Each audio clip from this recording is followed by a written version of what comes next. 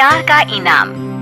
साक्षी की शादी तिवारी परिवार में 8 साल पहले हुई थी, लेकिन साक्षी के व्यवहार से उसके ससुराल वाले बहुत दुखी रहते थे। अरे साक्षी, जल्दी से खाना बना ले, अजय और पापा आते होंगे खाना खाने के लिए। अरे अभी सुबह का खाना बनाकर उठी हूँ, अब दोपहर का बनाऊं? मुझसे नहीं बनता खाना वाना, ढूंढ लो कोई नौकरानी।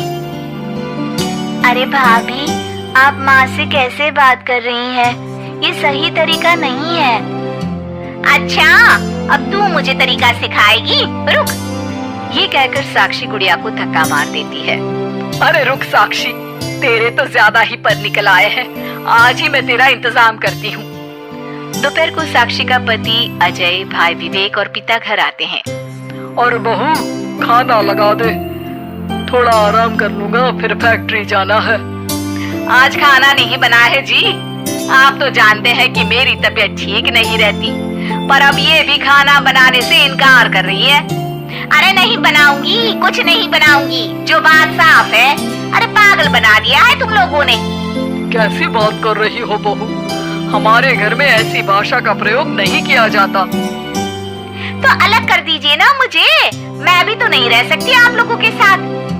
ससुर और सास मिलकर साक्षी और अजय को दूसरे घर में शिफ्ट कर देते हैं, लेकिन एक दिन सास को काम करते करते चक्कर आ जाता है और वो गिर पड़ती है। हमने आप लोगों को पहले ही बोला था कि इनके शरीर में कई तरह की समस्याएं हैं, अभी इनसे ज्यादा काम ना करवाएं। ससुर अपनी छोटी बेटी गुड़िया और छोटे बेटे विवेक के साथ बैठे हैं। बेटा विवेक, अब मैं तेरी शादी करवाना चाहता हूँ, अगर तुझे कोई लड़की पसंद हो तो बता दे, वरना मैं ही देख लेता हूँ कोई रिश्ता। हाँ पापा, मैं सोनम नाम की एक लड़की को पसंद करता हूँ, मैं आज ही उसके भाई और माँ को कहता हूँ कि वो आपसे मिलने आ जाए। सोनम की माँ शाम को विवेक के घर आती है। देखिए बहन जी, हमें कुछ नहीं चाहिए, बस आपकी बेटी अपना धर्म समझे, मेरे लिए वो मेरी बेटी रहेगी, बहू नहीं। सोनम की माँ रिश्ता तय कर वहाँ से चली जाती है। विवेक और सोनम की शादी हो जाती है। सोनम शादी से पहले तो आजाद ख्यालों की लड़की होती है, लेकिन शादी के बाद उसमें बड़ा बदलाव आ जाता है। सोनम सुबह सुबह सास ससुर के पास जाती है। पापा मम्मी, आप लोग ये दवाई खा लीजिए, इसे खाने से इम्यून सिस्टम सुधरता है, हर बुजुर्गों को तो इसे रोज जरूर खाना चाहिए। ये बोलकर वो उन लोगों को दवाई देती है। और हाँ, जल्दी से खाने की टेबल पर आ जाइए, नाश्ता बन गया है। एक दिन सोनम को उसकी जेठानी का फोन आता है। अरे सोनम, इन लोगों के लिए ज्यादा काम करने की जरूरत नहीं है, मैंने तो इन लोगों का बड़ा काम किया, इन लोगों ने तो मेरे लिए कुछ भी नहीं किया, उल्टा मुझे तो मारते पीटते भी थे। सोनम सारी बात अपनी माँ को बताती है। देख बेटा, मुझे तो तेरे सास ससुर अच्छे लोग लगते हैं, वो तेरी जेठानी के साथ क्या करते हैं हमने तो नहीं देखा, लेकिन हाँ, तेरे ससुर ने मुझसे कुछ नहीं मांगा, सिवाय इसके कि तू घर को घर समझ कर रहे, बाकी मेरी नाक मत कटाना बिटिया। सोनम को भी साक्षी की बात पर विश्वास नहीं होता है।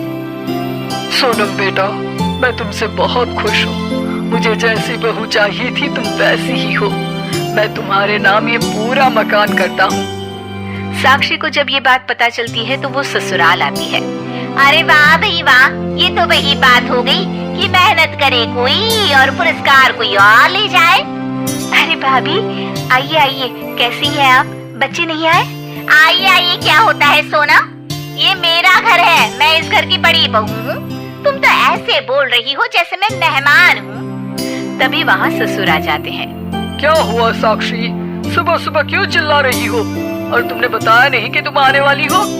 वाह पिताजी वाह, 8 साल तक मैंने ये घर चलाया और 2 साल में आपने सोनम के नाम पूरा घर कर दिया, मुझे भी प्रॉपर्टी में हक चाहिए।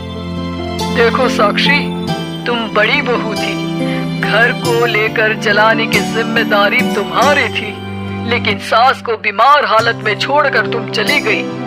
बहू को अन्नपूर्णा भी कहा जाता है, लेकिन तुमने कभी भी हमें वक्त में न खाना दिया न दवाई। खैर, अब सोनम के रूप में हमें बेटी मिली है, इसकी इज्जत करना हमारा फर्ज है।